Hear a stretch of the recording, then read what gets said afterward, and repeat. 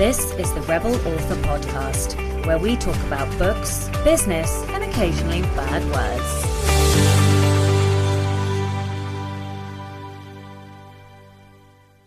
Hello, Rebels, and welcome to episode 90 of the Rebel Author Podcast. What a landmark episode. Episode 90. What the fuck? That's almost 100. And I am like giddy with excitement to reach 100 because that is a milestone. This is no longer a new podcast. So yeah, I am just... Well, you can hear it in my voice, I suspect, but I'm kind of excited. Thank you to everybody who has continued to listen. Thank you to everybody who has listened from the start. Thank you to my new listeners. I really appreciate you guys. And yeah, like, I guess if it weren't for you, I wouldn't be doing it still. So yeah, like, here is to the next 10 episodes and hopefully another 100 after that. Well, let's see. Let's get to 100 first. All right, enough giddy excitement for one episode. This week, I'm talking to Ines Johnson all about how to build a six-figure author business. And I have to say, she is fucking brilliant. I really enjoyed talking to her. So yeah, I don't know, maybe I can bring her on again at some point to talk about something else. But I really enjoyed this conversation. She was super fun to speak to. Last week's question was, have you got an author website and how did you find the process of setting it up? So Erin McKnight said, I will definitely be looking at my site after this. I created it this past December and found myself close to tears and ready to rip my hair out on several occasions.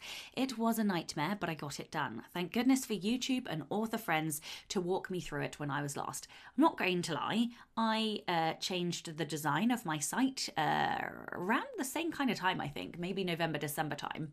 And it was also equally fucking nightmare. I definitely had some tears, and which is kind of the theme of this week's episode, but well, like, I'll explain that later. And I had to ask friends because it was so hard, and I was also adding in a web shop, and it just fucked different aspects of it. You fix one part and something else got fucked, so it was incredibly frustrating. Carrie Hardisky said, I do have a site, but I haven't touched it in months. I was very fortunate that my bestie's husband is a super tech genius and built it for me. All I have to do is update the info. Meg Jolly says, I have 3 websites. Thanks to Elementor, they are no longer too painful to do.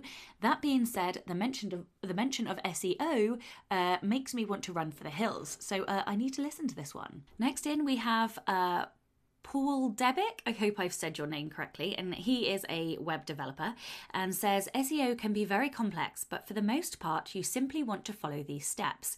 Step 1, write great content that visitors want to read. Step 2, repeat. Yes, there is a lot that can be done to get better performance, but the return on time investments drops off steeply. My favourite tip is find the best article about a certain topic and copy it, but make it even better. Lauren Fizgig says, I have one, but I'm not really sure what I need to add onto it. It wasn't too bad setting it up, as in the basics, as I've ran a separate blog for almost a decade. Val Neal says, I've had websites since 1997, so setting them up is old hat for me. That said, business sites are different, and I made the mistake of going cheap, WordPress.com, from the start because I didn't want to pay for hosting before I was ready to launch. I had to migrate to a WordPress.org this year, and it was a pain in the arse. Not as bad as it could have been, but annoying enough that I'd recommend people just start out doing it right the first time. Why the switch? Well, because it allows me to completely customize and therefore expand as needed. Not selling direct yet, but fully intend to eventually. If anyone is just starting out, I highly recommend Joanna Penn's YouTube tutorial series on how to set up a website. She goes through everything step by step. Even if you're not tech savvy, you should be able to follow her instructions. And I agree, I definitely watched that a few years ago when I was setting up mine, and it is brilliant. So yeah. Next week's question is, what was the last realization you had? And I'm going to answer this in the personal update section. But first, I'm going to give you the book recommendation of the week, which is The Giver by Lois Lowry. Now, this is what is called a modern classic, I think. It's young adult, but it was published like not that long ago, like maybe early 2000s, which makes me feel really old. But anyway, how can that be a classic? Anyway, it's a modern classic, whatever. The point is, it is a young adult novel. But I think it's one of those novels that can be read by adults and children alike, and you can get different things from it. It's, I guess, dystopian.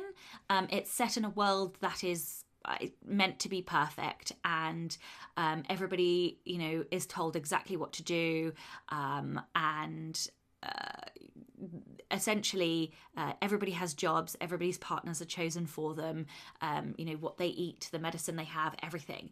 And the crux of it is that when this boy gets given his job, and I don't think this is a spoiler for me to say this, he is given the role of receiver, which is a receiver of memories. And the memories are from history, so like from our time, where there was choice and differentness and pain and suffering, and it's an exploration of what that does and what wisdom that gives the child. And it is fascinating, and it's a very quick read. I have to confess, I haven't got to the end yet. I have been vegetating this week in front of Scandal, the TV show, because I just needed to turn off. And so I haven't got to the end of it, but I'm almost at the end, and it is beautiful. And yes, so I very much recommend that everybody reads that this week. Okay, the bit I've been dreading. Confessional, Sasha's weekly confessional. All right, so this has been a very challenging week. As you know, I'm a huge fan of Becca Syme, and I took her Strengths for Writers course. And I'm sure I've mentioned on a number of occasions that my number one strength is competition. Once you've done the initial courses, you can then do the advanced courses, which are singular strength intensive courses. So this week was the competition intensive. And it has been mind-blowing and revolutionary, and I don't even know if that's the right word that I don't know if I pronounced that right, but anyway, moving on, it has been boggling. And I've got to the point this morning, this is now lunchtime on Friday, and usually I record this first thing in the morning on Friday, and what happened this morning was that I ground to a halt. I just stopped, and I can't believe I'm going to admit this, but I cried pretty much all morning. I was completely unable to do anything. I hit a gigantic brick wall, and I just phoned my dad and cried down the phone, and I cried on my wife, and I cried on my friends, and I just realised that I am at another leaping point, and I have to leap off, but I can't quite afford to leap off. So by a leaping point, I mean you get to a point in your business where you have to start taking another risk, i.e. you have to quit your job, or you have to stop doing freelance, or you have to, take on a member of staff if you run a business, or, each of these points are leaping points. They are leaps of faith. You have to spend before you know for sure that you will reap back income. But what my dad reminded me is that every single time I take a leap of faith, I grow my business. And he was right. And so I have to bring on, at the moment, I have a VA who is amazing and helps me with the podcast, or some bits of the podcast, but I have to bring on somebody to do more, and be that social stuff, like inbox management, all kinds of things. But essentially, if I want to grow my income and my business, I have to get rid of stuff, or quit stuff, or I don't know, just stop doing some stuff so that I can focus on the creation. And, I listen to other people talk about this all the time and smile and nod and go, yeah, I know, I get it. But clearly I didn't, because I reached that point this morning, and it was a shifting, it was a realization that knowing something is different to actually acting upon that thing and manifesting it and doing it and putting it into action. And I think that I have spent a long time knowing that I was reaching a brick wall and that I had to do something if I wanted to grow, because I've definitely been stagnant for a few months in terms of like growth. I mean, don't get me wrong, I'm still miles ahead of where I was a couple of years ago, but I'm hungry for more. I want more. I want to grow. This is not where I want my business to be for the rest of my life. I want to get bigger. And so I hit that wall this morning and just ground to a halt. And I was meant to record this morning and I couldn't, because it felt like such a significant barrier that I had to find a way to move past it before I could come back and then do the work. So essentially where I've got to is that I'm going to commission someone probably for like 10 or 15 hours a month, which feels terrifying to have to commit to that kind of outflow before I definitely know that I can, cover it. Obviously I will cover it, but I'm sure you understand what I'm saying. And the other thing that happened is that my dad and this competition intensive made me realize that I had the wrong goal. And I think this is also something that is spoken about in the industry a lot by some of the big names and things. But I had a financial goal, and that was what was driving me. And all my passwords were that number. And, I had Post-its on my computer, and I had it on my screensavers. And, I printed my mood board, vision board thing, whatever. And my dad just highlighted that you can have financial targets, but having a financial goal is not necessarily the positive driver that you think it's going to be. Money often has a negative energy around it. And he just said, if you really want to make money, go and be a banker, go and work in London, go and work in investments or the stock market or in hedge funds or whatever. And I was like, yeah, no, that isn't what I want to do. What I want to do is create and produce. And he was like, exactly. And so that should be your goal. And now I say it out loud, it seems so fucking stupid and obvious, and I feel like an idiot, but it is just the most tiny of semantic changes. It is a reframing of what I was already doing, but in reframing my goal to production and creation, I can honestly tell you that just hearing him say that was like a weight lifted off my shoulders this morning. And I have felt for the rest of the morning like there are things moving inside my body. I can't explain it. It feels like a physical realignment of my being. And it's not that I wasn't driven to create. I was. But, focus is one of my strengths as well. I think that's number 8. But everything has changed. In that one reframing, everything has changed. And I'm still intellecting and thinking about it. And so I can't quite communicate exactly what has happened or how things are going to change. But I can feel it shifting inside me. And, I'm not... What I don't want to do is to seem like I'm saying, oh, okay, well, if it's all about production, then I'm going to change and be, a book a month person. I'm not. I'm never going to be a book a month person. But and this is where I have to stop because I still don't have it all pinned down yet.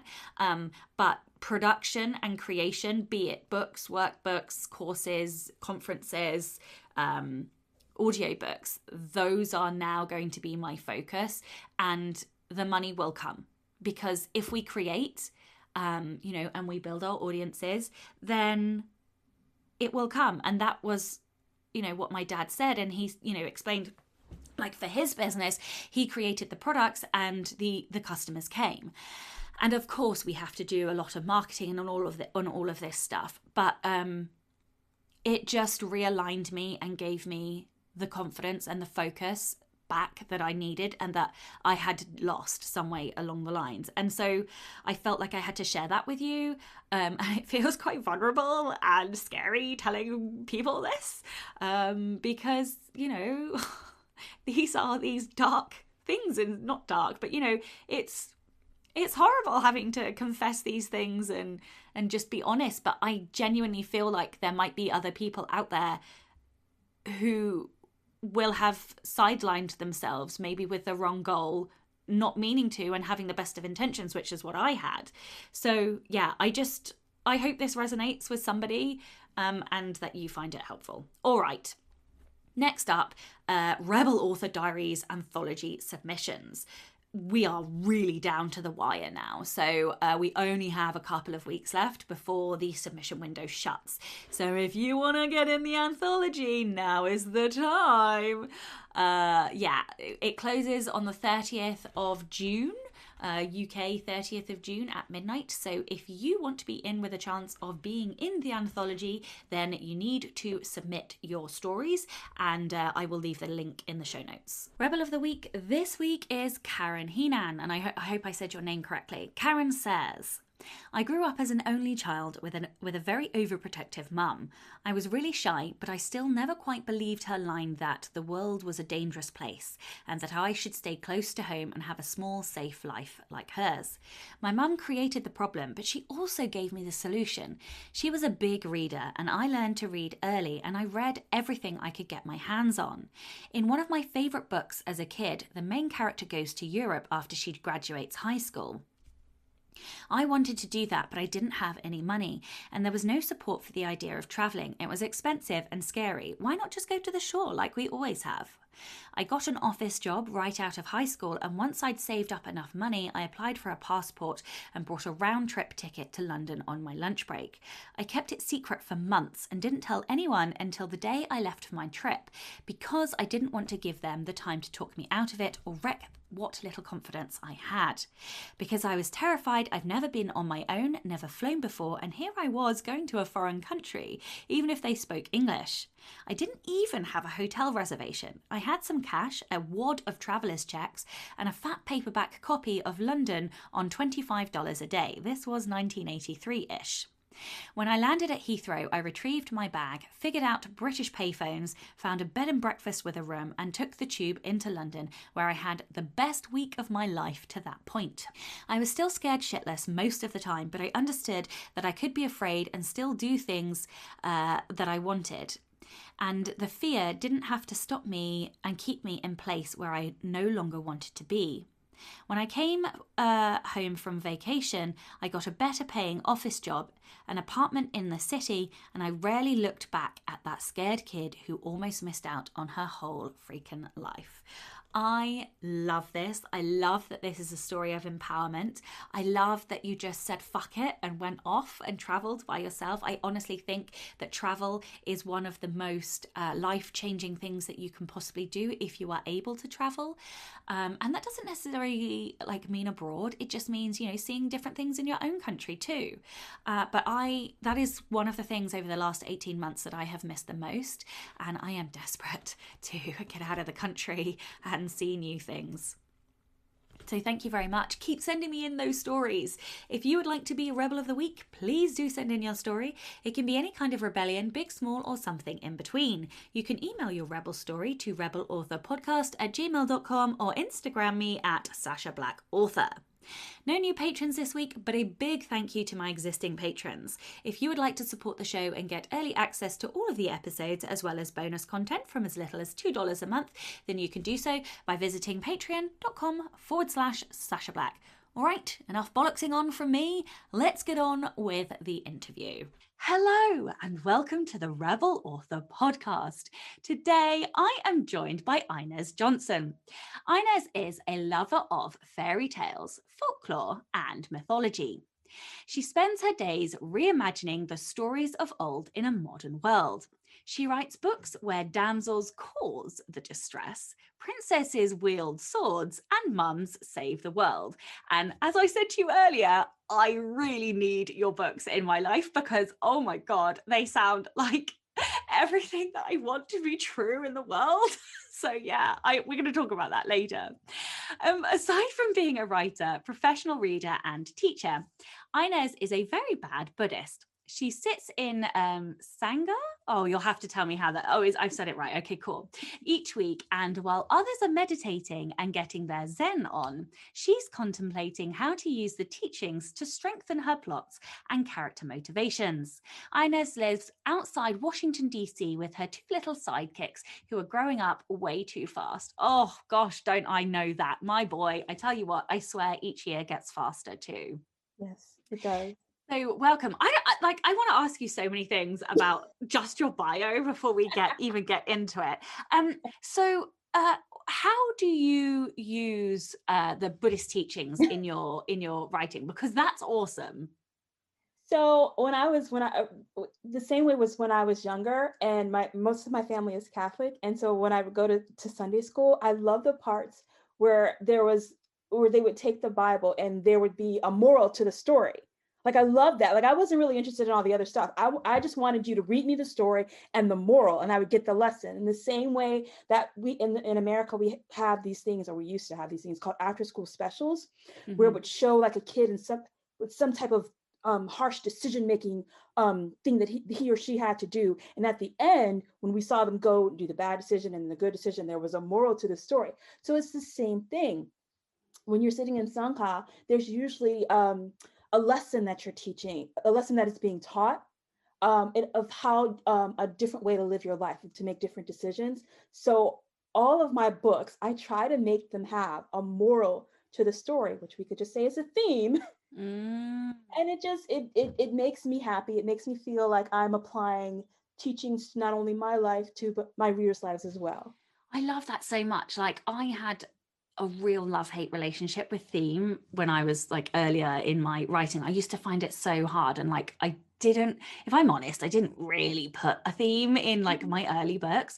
But now I am starting to start with the theme Mm, rather like and craft the book around the theme, yeah. which not everybody can do, and that's fine. Everybody has their own like processes, Mhm. but I find with my particular writing and like style of writing that my book is stronger when I start with that moral or theme or like message. So yeah, that's so cool. So professional reader, like what does that mean, and how do I get to be one of those? Once upon a time, I had this stuff called Time. Oh Time wow, what is magazine. that? It was magical. Let me just tell you, it was magical. And I signed up for I was about to say Netflix, NetGalley, and on NetGalley, if you were, and I wasn't writing at the time, but I was just a reader, and they called the people who read and reviewed professional readers, and I love that, and so I just stole it and kept it. I love it. I love it. Yeah. So, yeah. I mean, I'm trying to up my reading this year, and I'm trying to read like 100 books this year, which Good is for you. like as a mum and a businesswoman, I Yeah. must have been out of my fucking mind when I Hmm. decided to do that. Yeah. But anyway, I'm gonna steal that and say that I am also a professional reader. All right. Okay. Tell everyone a little bit about you and like your journey. How did you get to where you are today? Well, I came after, watching a lot of television. I actually went to and I studied media production in college. I'd studied it in high school. We actually had a class called television production, and we had a weekly news program, as you do in America. And I fell in love because it was just another form of storytelling. So when I got to college, I was like, this is what I'm doing. And I studied television, and I went on to work for companies like National Geographic and the Oh, Discovery wow. Channel. And then I went on to do children's media at a channel called the Black Family Channel. It was awesome. It was also a lot of work. And I had always been a romance reader. Like that's how I decompressed in the evenings.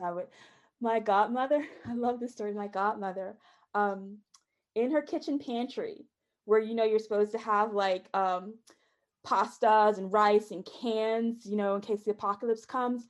From the top of the shelf to boxes on the floor, it just had those thin little Harlequin presents. That's what was in there. So she was my first library at 12 years old. Oh my God, I love it. And so I have been, and I would just, she didn't mind.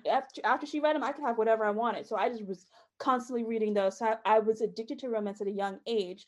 And so I was constantly consuming that. And by the time that I was writing children's programs, I was like, I wonder if I can write one of these romance novels. And I tried. First one was awful, but I kept doing it, and then they got kind of good, and I started selling them. I love it. I love that you were reading like Harlequin novels at I 12. mean, there were the good parts were the waves crashing and sensations coming over me. They didn't describe anything too deep, so I still had no clue what was happening at 12 years old. I But had don't to you wait. think, like, because I did the same thing. I used to read like Jane Green. I don't know if you remember her. She's like from quite a few years ago now. But she was, I think she's still publishing actually. But she was definitely like a romance or like women's fiction. Who the Mm, fuck reads women's fiction at like 13, you know? But I did. But I think yeah, the thing is as well, like, we can totally get away with doing that at that age because we are still innocent. And so we don't really read into, no, like, we don't get the subtext. We're reading no. story on the surface level. So yeah, I definitely, and I was reading like heavy Patricia Cornwell, like crime, like Oh, dead bodies and shit, like yeah, really young. Anyway, like this is the life of a writer. Like I think yeah, all of us just, you know, consume whatever we can sure when we're did. little. All right, so we connected because I read your amazing article on BookBub recently, Oh my gosh, and Sasha. So did my father. And he calls me up.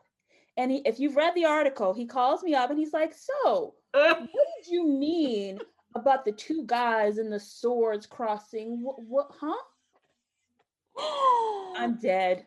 I'm not going back home for any holidays. I'm dead. If you haven't read the article, go read the article and share in my cringe worthiness of my dad. Oh Read it. man.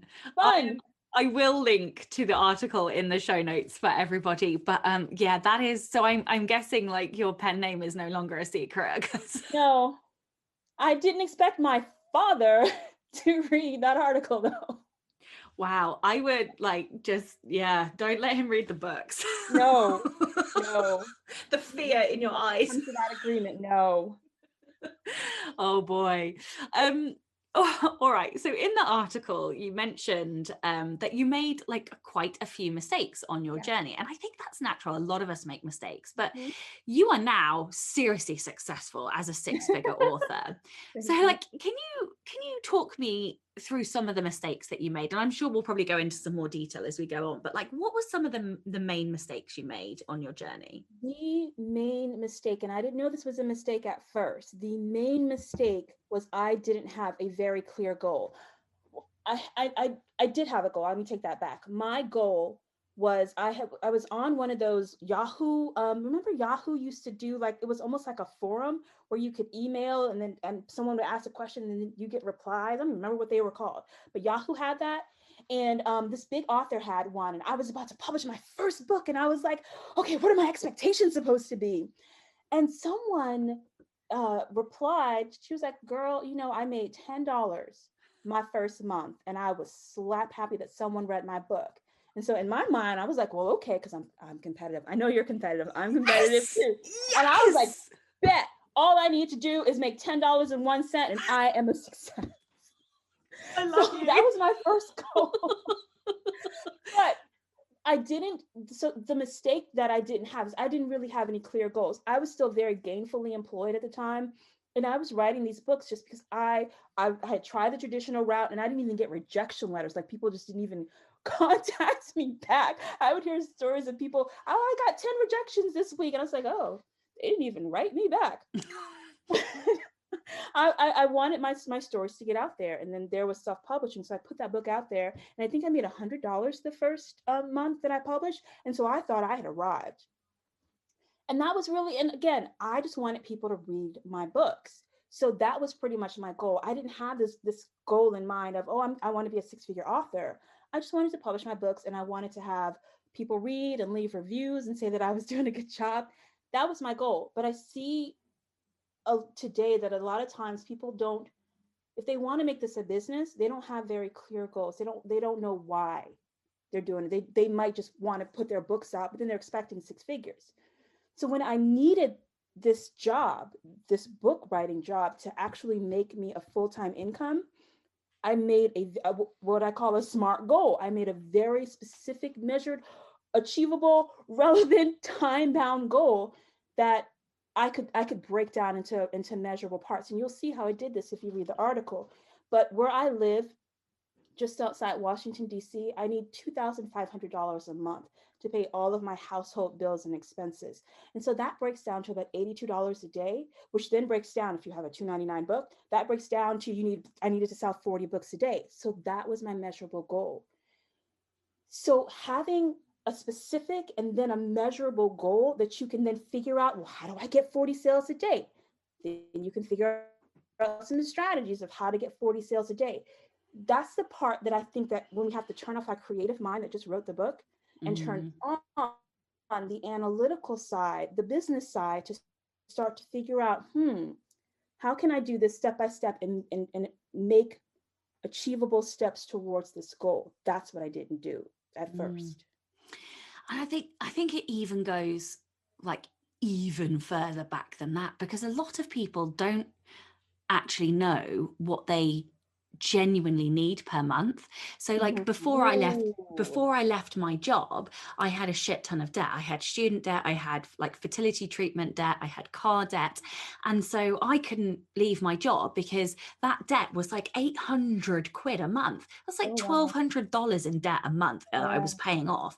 And so like my first goal was get rid of the debt, because then that was, you know, £800 less a month that I needed. So it was then a smaller number of daily sales that I had to reach in order to get there. But, you know, that is always the first step. How much money do you need? And then how much money do you really need? If you can then get rid of the debt, how much money could you, like, what is that baseline figure? So I think that's such good advice. To, you know, really go into like the numbers and know like what those sales, like how many sales it is per day, because otherwise what are you tracking? You don't even know what to track otherwise. And are you tracking? Yeah, exactly. Okay, so one of the things that you mention in your article is about branding, and that you learned a really hard lesson about branding. So why is branding so important, and what did you personally learn? So with when it comes to branding, I feel like some authors they just still rely on their artistic side, and they don't rely on their analytical side. They might not even be looking at it and know that they have that part of their brain. Because as a reader, I will read any type of kissing book. If there's kissing in it, I'm there for you. Unless it's bullying, I can't really dig when one party wants to hurt the other party before they want to love them. Unless it's a consensual, safe relationship and they've negotiated it, then I'm there for it. But if they've not negotiated, I'm not there. But having that be said, not every reader is like me. Not every reader will read a historical and then a paranormal and then a rom-com and then a women's fiction and then a clean contemporary romance. It's romance, so I will read it. And so that's what I was thinking when I was writing these different and varied books. Again, if you read the article, you'll see that I started writing an MMF, that means male, male, female, where the swords cross. Now you know why my dad called me himself. I wrote a male, male, female dystopian fantasy. And then I wrote one where a mom basically saves the world, where a mom is recasting the role of Cinderella. And then I wrote a paranormal shifter romance based off the movie While You Were Sleeping. And I couldn't understand why the readers of the MMF romance weren't interested in the single mom romance, and then they weren't interested in the paranormal romance, because they all had kissing in it. So that whole adage of, when you're asking yourself, well, who's going to read this book? Well, everybody's going to read the book. That's not true, unless they're me. Unless it's me, everybody's not going to read your book. Readers go to the page for very specific reasons. They're looking for a specific type of escape. They're looking for a specific type of emotional hit to come into their hearts and into their minds. And if you don't deliver them that, then they're going to move on to the next book, because there's tons of books out there. So when I understood that, that's when branding started to make sense to me. And that's when I understood that I have different readers, and they're not all going to read all of my books. So it's best if as I say in the article, if I don't have a lobotomy, but kind of have a split personality, and I separated myself. At the time, I separated myself into 3 different pen names based upon steam, because that was the major factors. How steamy was this? Do the swords cross? Do the swords not cross? Do they not even take out their swords out of the sheath, meaning it's a 3-year-old lance? Gosh, I'm loving all of this sword discussion, I tell you. So that became really important. When a reader could look at my cover, when they could look at the title, the subtitle, the blurb, and know this is going to give me that emotional hit that I'm looking for at the steam level that I'm looking for, then I was cooking with wool then, because they knew what they were going to get. It's so funny. I've literally just come off of another podcast where we were talking about creative self-publishing, but one of the things that Orna said was that if you read, like, not everybody can do this, but if you read your reviews and underline or take out the emotional words that reviewers use, and then you pattern spot, you should see like regardless of what emotional impact you think you're having, you will see the emotional impact you are actually having if you look at the emotion words that your reviewers are saying. And I was like, oh my God, that is genius. I've never heard, like, nobody's ever said that to me. I thought that was such a fantastic idea. The other thing I was going to say, I think that advice is so good, because I also read voraciously and across like so many different genres, and not like, I thought everybody did that too. And I think that is, no, I know, right? Like, I think that is something that writers do, and normal readers don't. And that is such a shock to me. Like, I mean, the majority of my reading is young adult reading, because that is the genre that I write in. But also, you know, I'll read a bit of anything. And yeah. So yeah, what a fantastic lesson to learn. And it is also a reminder that even though we write for ourselves, you know, because most of the time we do read at least a good portion in our genre, we are still not necessarily our audience, which is why it's so important to do like your research as well. Okay, so another thing that you mention in your article, I hate that I need to confess this, but you mention creating a publishing schedule.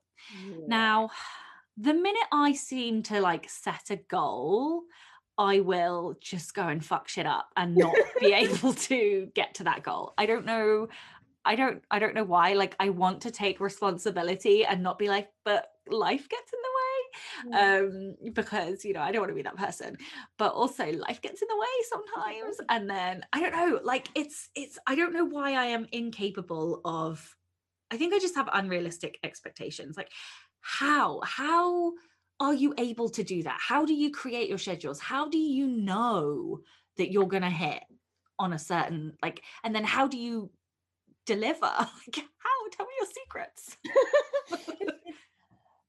Everyone seems to think I have a secret. I don't. I honestly, so the first thing is, I've had 44 years of knowing this person right here, me.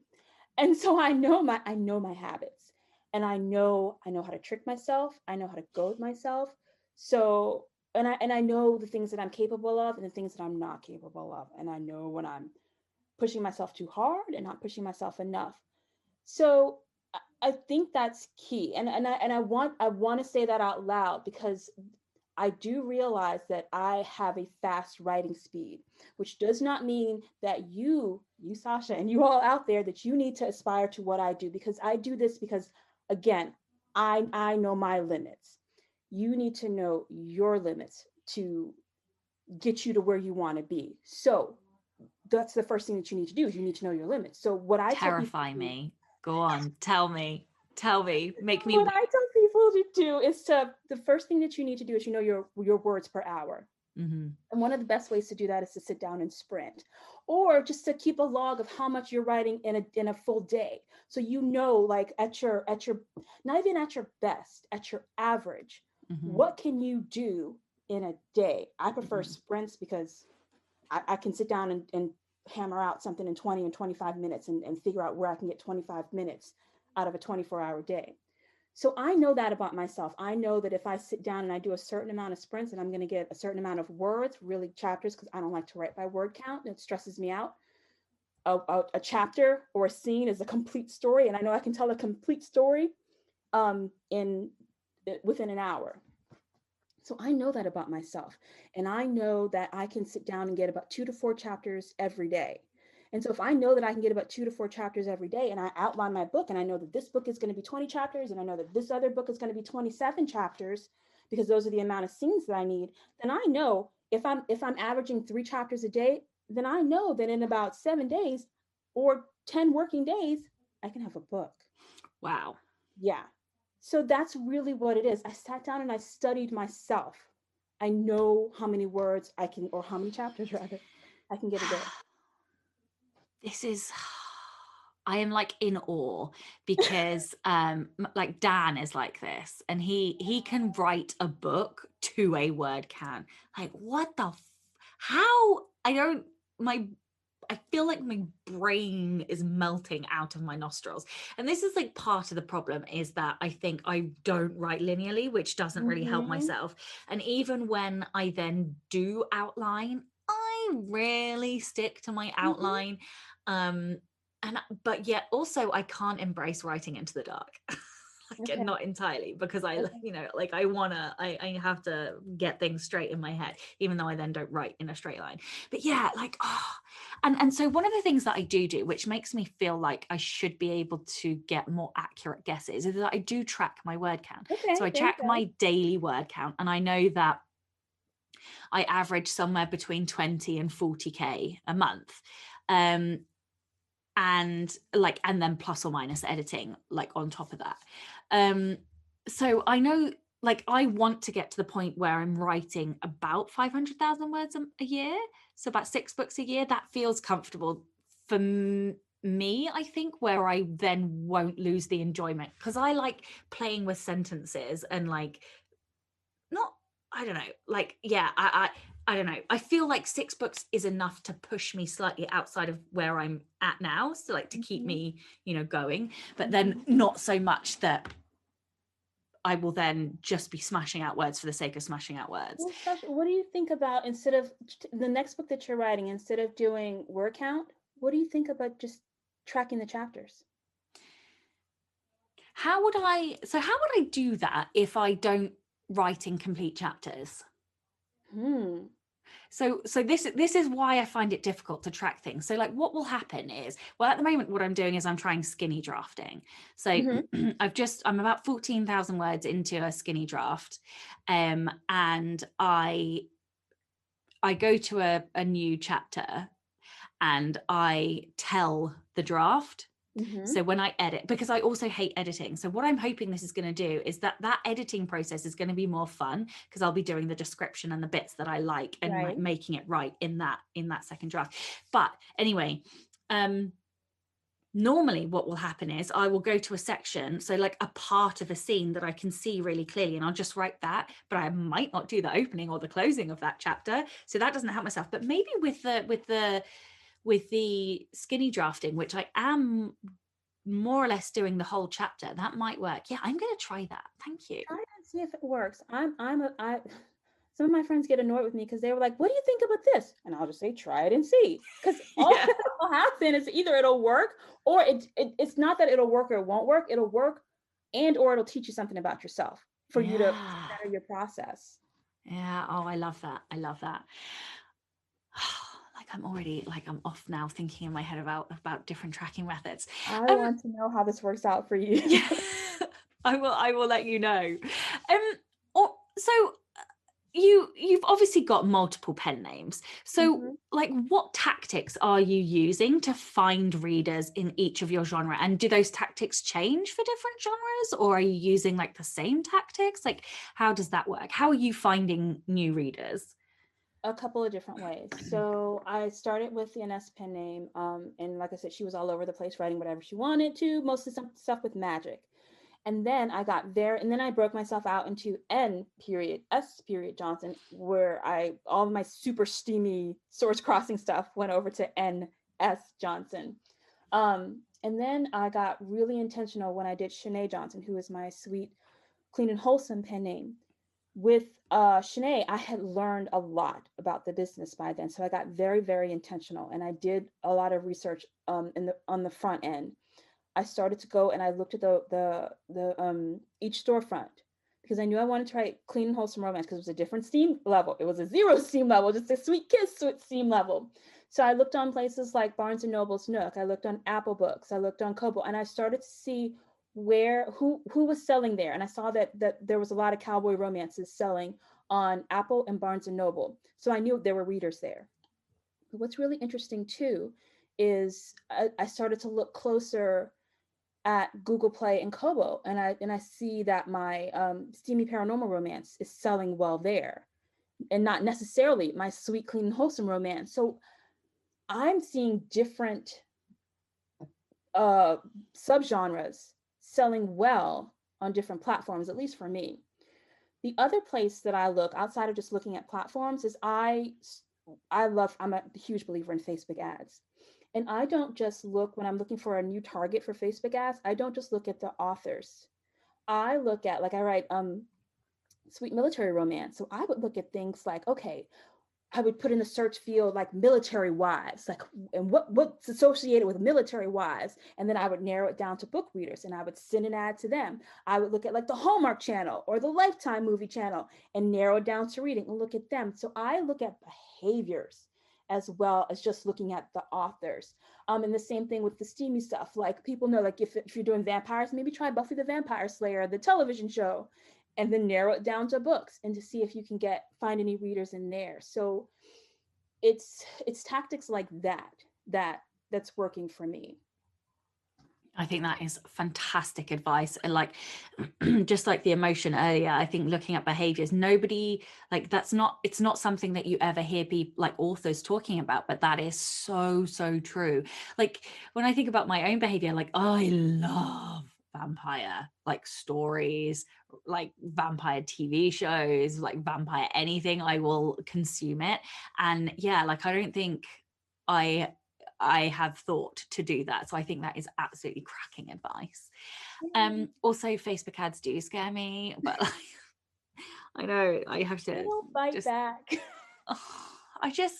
They like, it eats your money. That's the thing that like bothers me about Facebook ads, is it will eat your money, and then it will take your money from your bank account. And if you are not paying attention, you're gonna be poor real quick. That will happen. It will happen. So yeah, anyway, you can also make a shit ton of money when you get them right. So, you know, swings and roundabouts. Right. So another question. In your article, you talk about like creating and running measurable marketing campaigns. So like, how do you do that? Like, how often should you be doing campaigns? Like, what variables do you measure? Like, what do you track? All of that good stuff. Okay. So again, I'm a firm believer that ads only work if you're paying attention to your sales and to the ads. Like, I don't understand I don't subscribe to the idea of set an ad and forget it. No, I'm gonna watch it from day one. I might not do anything if I don't see it working immediately, but I'm still gonna watch it. So I know what my baseline of sales is for every book that I sell because I'm looking at that stuff every day.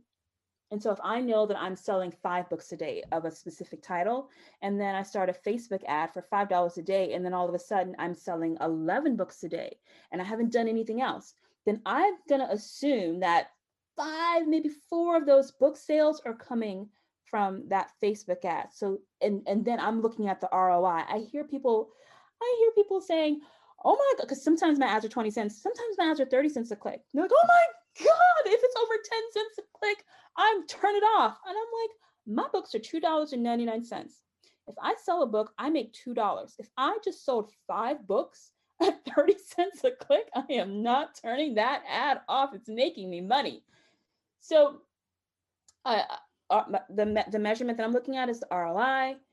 I know what my baseline is before I start an ad. I start one ad at a time. So I will start with Facebook ads first. Actually, my newsletter is my first line of defense. So I send out a newsletter when I have a new release or if I have a sale or anything. Then the next line of defense is I start a Facebook ad, and then the next line of defense is I start an AMS ad, and the next line of defense is I will tack on, and it's usually a week in between each, so that I can see if the baseline rises. Then a BookBub ad, and then I'll start doing paid promo, and then my goal is to get that tied up and then level, and so that becomes my new baseline, and then I move on. You're a wide author, aren't you? So I sure am. So with your Facebook ads, are you, and I know this is getting into the weeds a bit for some of like the newer beginner writers, but when you're targeting on Facebook, are you targeting just Amazon? Like with Facebook ads, are you targeting the other stores? Or are you using BookBub to target the other stores? It depends on the book. Because like, remember how I said, like Sweet Westerns, like they are doing really well on Barnes & Noble and Apple and Amazon as well. So I might send an ad just to Amazon. I might send an ad just to Nook. Or I might do an ad and then I put in the text field a short link to each store so that they can just copy and paste whichever store that they want to do. So it's really is going to depend upon the book and the behavior that I've seen going on in that subcategory on whichever platform. That is really good advice. I when I did about, I don't know, like $1,000 or 1,500 quid on Facebook ads, and I got them profitable. I think I was making like a 30% on top of whatever it was, but that was my one and only stint in KU, and I've always been afraid to do them wide because I wasn't sure if I would get the same like return. Yeah. So I haven't done them wide yet, but I'm publishing fiction later in the year, and then they'll have enough in a series to warrant doing it. So like I'm like, oh, I need to do it again. That's a good point. That's another thing. I don't start ads until I have at least 3 books out, because then I become fearless. Because in my opinion, I come from television, so I'm used to serialized episodic writing. So I will funnel you through the book. I will end that last chapter. I tell people when I write a book, and I already know it's going to be at least a 6-book series, or at least a 3-book series, usually a 6-book series. That last chapter I often put in the next POV, the next character of the next book, I put it in their POV and introduce their story problem, which gets you hooked because you just finished the first story. You've got your happily ever after. And before you get to the end of the book, you have this epilogue where the next hero is, oh, look at my best friend in love, but that will never happen to me because woe is me, I have this problem. The end, the story continues. So I've got a funnel set up. So by the time the 3rd book is ready to go out, I'm ready to set that first book to 99 cents. I'm ready to set it for free. I don't care. I will, then I start to advertise the first book or the full series. But I know that if I get you to click on that first book, whether I make 0 or 35 cents on that first sale, I know that I've got a handful of you funneling through the rest of my series. So I'll make $2 plus another $2 plus another $2. And what tactics or like reader magnets are you using to get people onto your mailing list? So Shanae has one free book, which was a Christmas story that I wrote. And then I reframed it in my most popular world, which is the Purple Heart Ranch series. I reframed it in that world and just set it where it could start at any point in time. And I put that book for free anywhere. I just got, my narrator just recorded that reader magnet as a free audiobook, and now I'm testing out sending that free audiobook out to listeners to try to get more sales to my audiobook.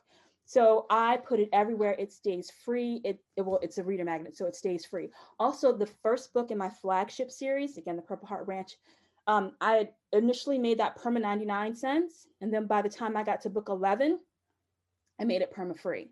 And it's never going to be paid again. And I will give that book to the stranger on the street, because I know if I just get the book in their hand and they open the page, I've got them. I have got them, and they're going to go through. So that one, the other one that you said that you've just had the audiobook done, is that exclusive to your mailing list, or is that also on the stores? No, thank you. No, it's not on the stores.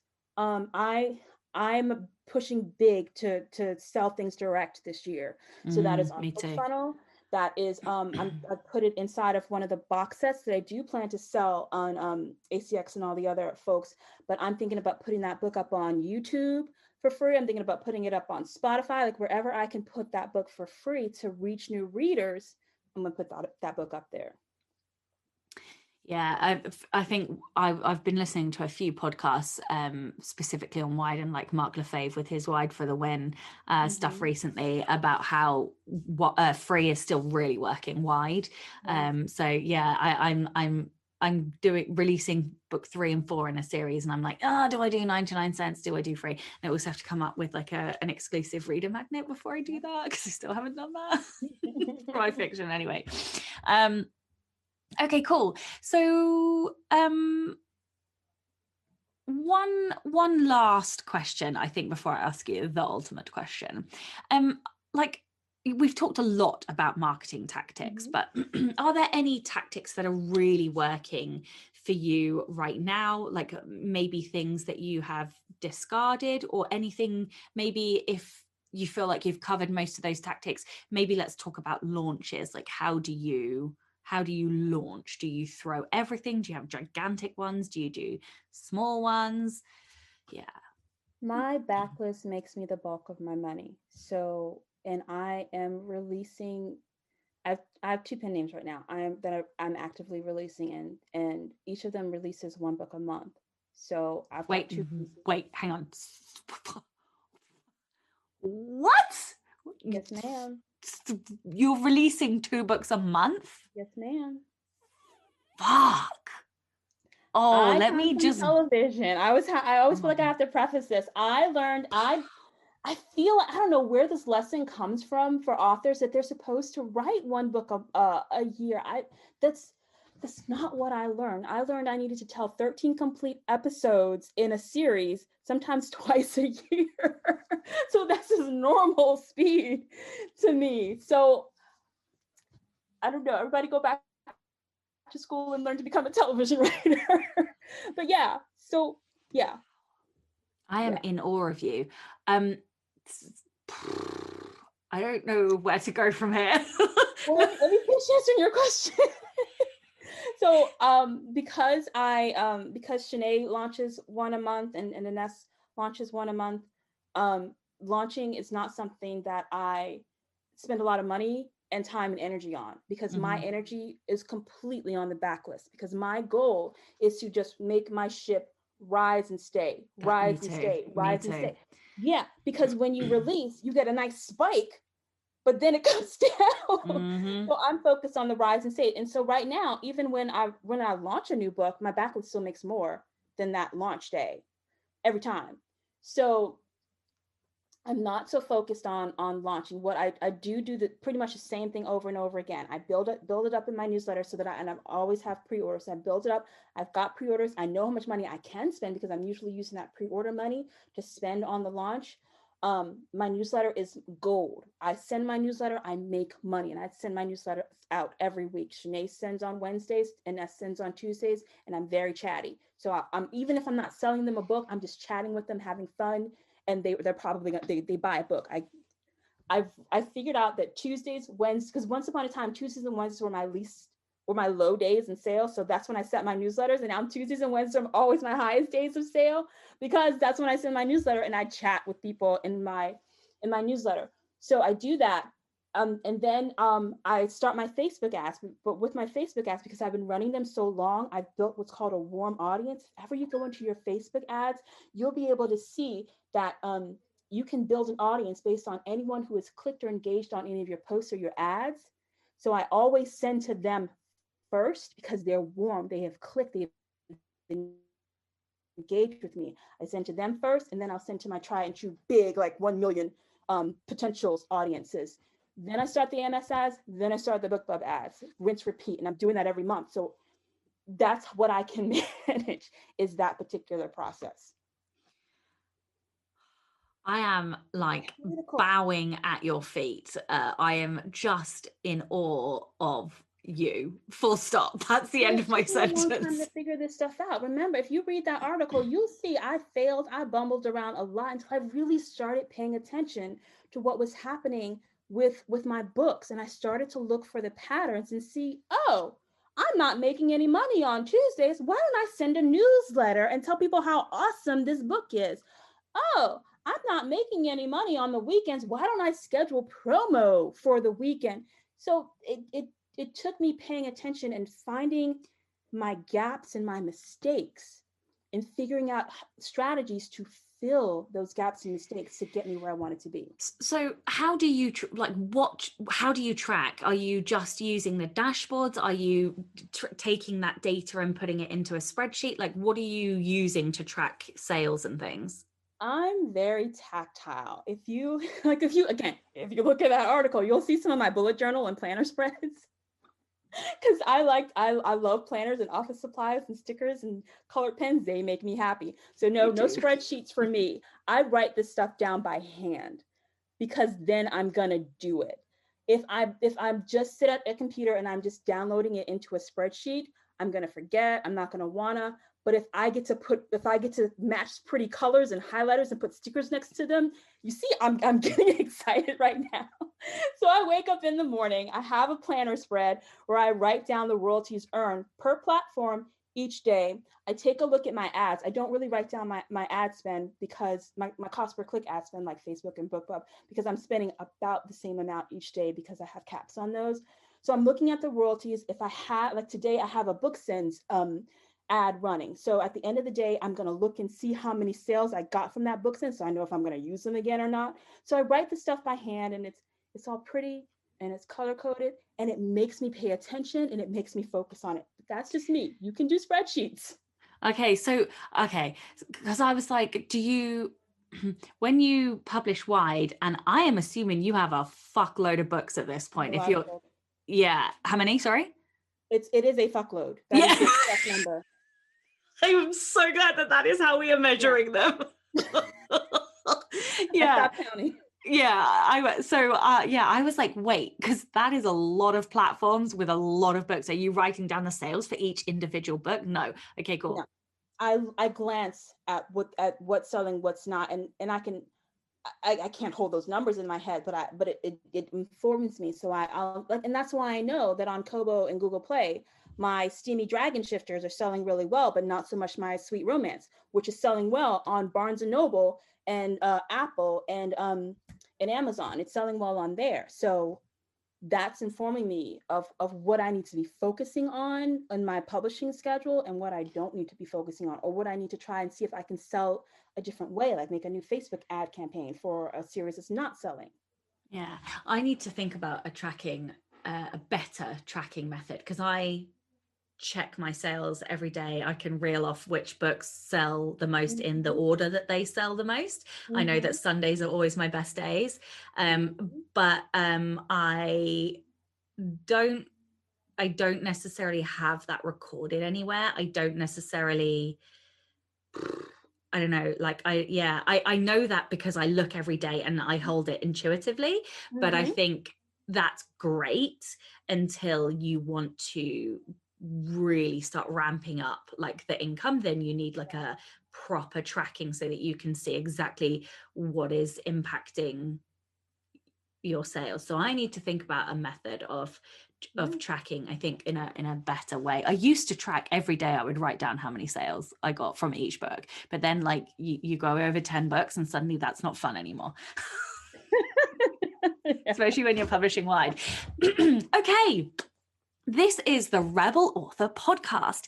Tell everyone about a time you unleashed your inner rebel. I have a feeling this is going to be fun.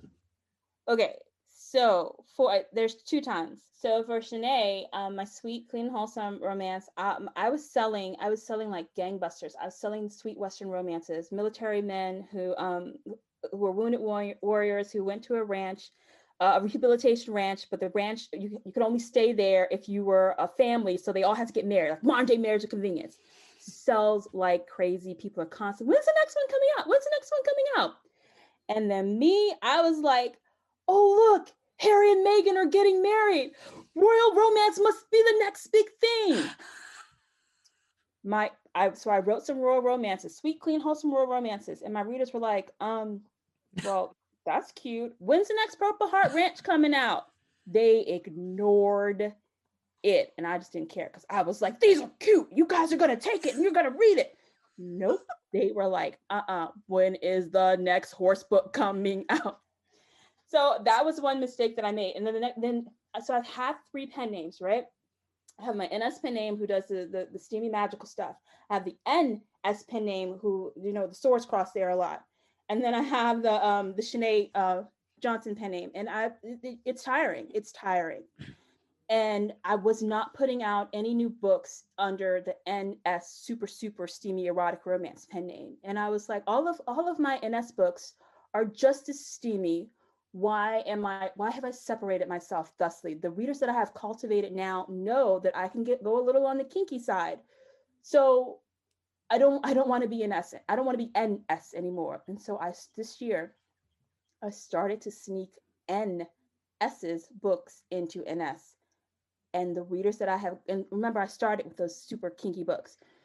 And I guess I've gotten some super kinky readers because they're like, oh, this is new to us. This is cute. We like this. So I have killed off my NS erotic pen name because I just didn't want to be 3 people anymore. I just want to be 2 people. So I have rebelled against my own advice, and I'm merging those 2 pen names again. We'll see how it goes. I love it. So I started with a slight pen name. Well, so Sasha Black is a pen name, and but I have a ridiculous real name, and I mean, truly, it's like long. It's got more letters than the bloody alphabet in it. So like, it is ridiculous. Yeah, right. Like, it's just, this is not going to go on a book. No. And so I did like a little nod to my real name with my original pen name. I hated the name. I didn't spend enough time thinking about what I wanted the name to be. And then I was like, I just can't be all of these different people. It is exhausting. It is. Yeah. And like, I know that I'm doing a detriment to myself in terms of like also broughts and stuff, but I just don't give a shit. Like, I just can't be any more people than I already am. Like, being 2 people is enough. Yep. All right, amazing. So tell everyone where they can find out more about you, your books. I will obviously include a link to the article in the show notes, but anything else you'd like to share? The article in the show notes is the best thing. I don't have any author services, so if you come to my website, you're just going to see my book. So if you want to read some steamy magical books, you can come to ineswrites.com. If you want to read some clean and wholesome cowboys who are former military, then you can come to SineadJohnson.com. Or damsels who cause distress, which is where I'm going. Oh, well, thank you so much for your time today. I have absolutely adored speaking to you. So thank you so much for joining me. And of course, thank you to all of the show's patrons. If you would like to get early access to all of the episodes, then you can do so by visiting patreon.com/Sasha Black. And a big thank you to everybody listening. I'm Sasha Black, you are listening to Ines Johnson, and this was the Rebel Author Podcast. Next week, I'm going to be joined by Christy Bromberg, and we are going to have a kind of 2-pronged discussion: how to sell more books on Apple, and also how to write romance. Don't forget to tune in and subscribe on your podcatcher. And when you have a moment, please leave a review.